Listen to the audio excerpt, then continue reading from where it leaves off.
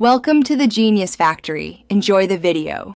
In this video, I will show how to make dashi stock, an essential Japanese broth. We will start by gathering our simple ingredients.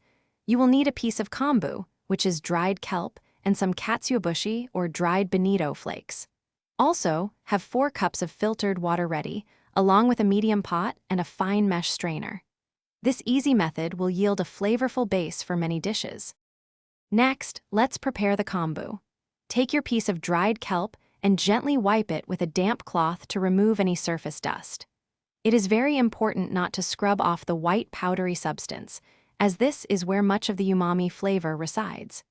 You can also cut the kombu into smaller pieces, about 2 inches by 2 inches, to help it release its delicious essence more effectively during the simmering process. Now, let's start simmering our dashi. Place the prepared kombu and the 4 cups of water into your medium pot. Slowly bring the water to a gentle simmer over medium-low heat. Watch carefully, and just before the water reaches a full boil, remove the kombu from the pot. Then, immediately add about 1/2 cup of katsuobushi, or dried bonito flakes, to the hot, simmering liquid. Finally, we will finish our dashi.